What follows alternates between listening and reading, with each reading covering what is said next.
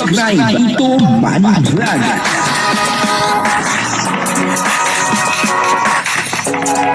Payagan po si Tito Manny Vlog na mag-reactor para pambiling gamot sa kanya pong karamdaman. Bridget pupunta sa ibang bansa. Ay grabe, no? Talaga nga naman, pagka nasa kalingap ka talaga, yung mga hindi mo po nararating, siguradong mararating mo. At ang isa pa, pagka nakatandim ni Kalingap Edu, ay sigurado, uulanin ng biyaya. Papanoorin po natin yung video at syempre, bibigyan po natin ng konting reaksyon. Pero bago po yan, ako muna po bumabati sa inyo lahat ng magandang umaga, magandang tanghali at magandang gabi sa inyong lahat mga kapatid. Kung saan man kayo ng panig ng mundo naroon ngayon, ay mag-iingat kayo palagi at pagpalain kayo ng ating Panginoon.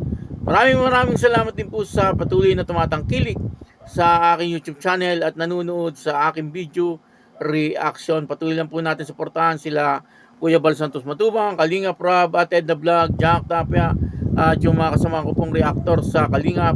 Ganun din po yung mga charity vlogger na Kalingap partner. Ito po yung video na kung saan dito nga ay may sinabi etong si Kalingap Rob. Medyo nakakagulat ito kasi siyempre ay ngayon lang natin nalaman na si Bridget ay pupunta ng ibang bansa.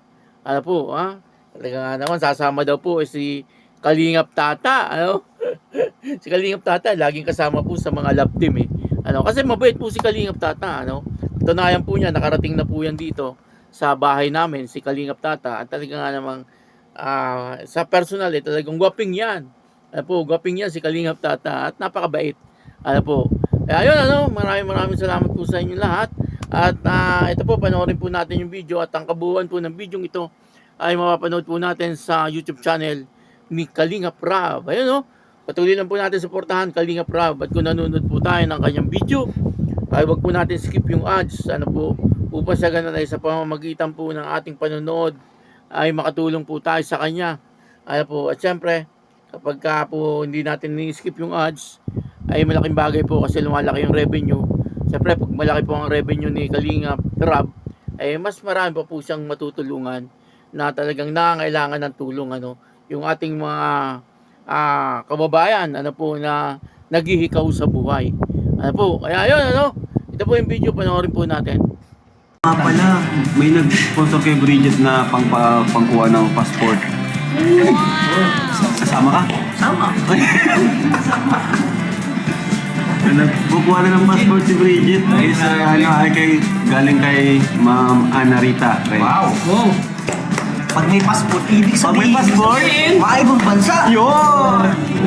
Oh no! Yung passport mo, hindi ko natutulbang. Wala na. Kasama na yan. Kasama ka na? Oo, kasama siya. Ayaw! Magkasama sila, kasi matayan. Kasama ka rin? Kasama ako. Kasama ka? Matibay ito si Kuya Tat. Lahat ng love team, andun ka. Oo, lahat. Bakit ka? Kasama ka? Hinakot ko, hinakot ko na lahat.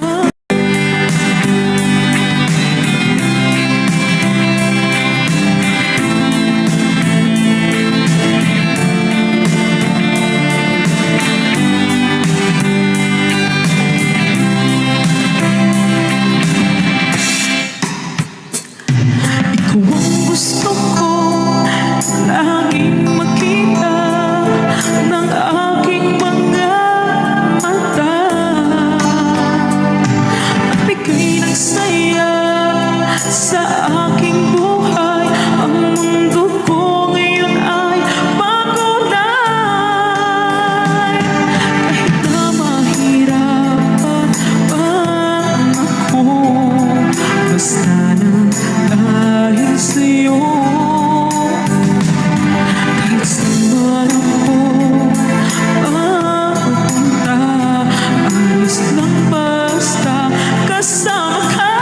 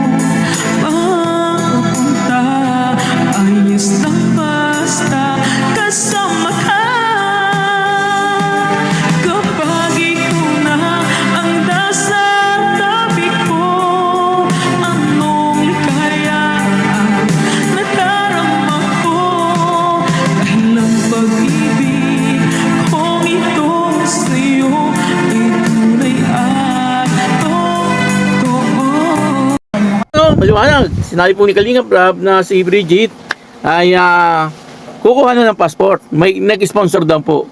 Siyempre, sabi nga po ni Norman, kapag may passport, siyempre pupunta po ng ibang bansa. At si Norman daw po ay kasama. At si Kalingap Tata ay gusto rin sumama.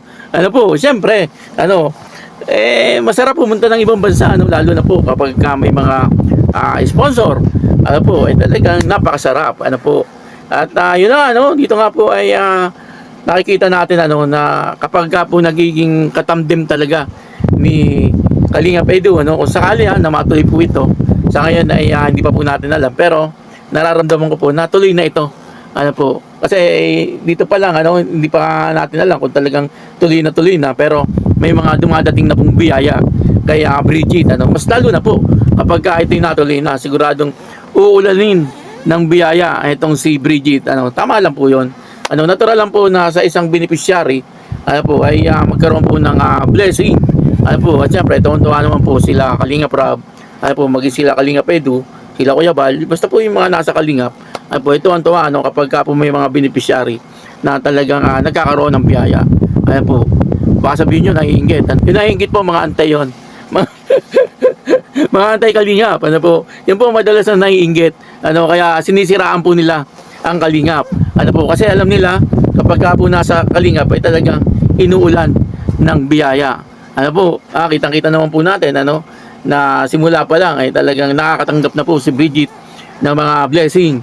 At siyempre si Kalingap Prab po kasi pagka beneficiary niya hindi niya po pinababayaan. Ganun po si Kalingap Prab. Talagang kahanga-hanga po ang mga ginagawa din ni Kalingap Prab. Kumbaga may mga pamamaraan po siya kung paano niya napapa-trending o napapa-sikat ang isang beneficiary niya. Siyempre sa pamamaraan niya po 'yon kasi magaling nga po itong si Kalingap Prab. Kaya may mga beneficiary po siya na talagang malalaki po ang views niya kasi nga po magaling po siyang vlogger.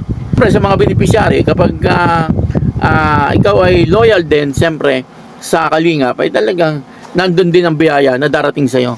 Ganun lang po 'yon kumbaga tulungan. Tulungan yun po ang sabi ni Kalingap Prab. At si Bridget nakikita naman po natin na talagang magaling din po siya. Matalino pa. Kaya nagugustuhan din po siya ng mga viewers. Siyempre may mga aayaw din po kay Bridget, lalo na yung talagang panatiko ng EDSI. Siyempre magseselos po yung mga yon. Pero kung maintindihan po nila na wala naman na talaga etong si Kalingap Edu at si Beyonce, wala na talaga. Talagang wala na. Dapat maunawaan po nila yon. Suportahan na lang po nila kung sino po ang gusto nilang suportahan. Ganun lang yon. Kaysa sa magsasalita po sila ng hindi maganda. Bukod sa nagkakasala po sila sa ating Panginoon, parang sa tingin ng tao ay hindi maganda yung kanilang mga ginagawa. Kaya yun, dito po ay sinabi ni Kalingap Prab na si Bridget ay kukuhanan na ng passport. Kasi parang may pupuntahan po sila na ibang bansa at kasama nga po itong si Bridget. Kaya ayun, tayo po natutuwa sa nangyayari ngayon kay Bridget. Kasi siyempre unti-unti ay nakikita po natin may mga biyaya na pong dumarating sa kanya. At yung pangarap niya po na magkaroon sila ng bahay, ay sigurado yun, na magkakaroon po sila ng bahay. Huwag lang po siyang aalis ng Kalingap. Kaya yun, maraming salamat po sa inyo lahat. At ako po si Tito Manny Vlog na nagsasabing God bless you all. Diyos mabalos.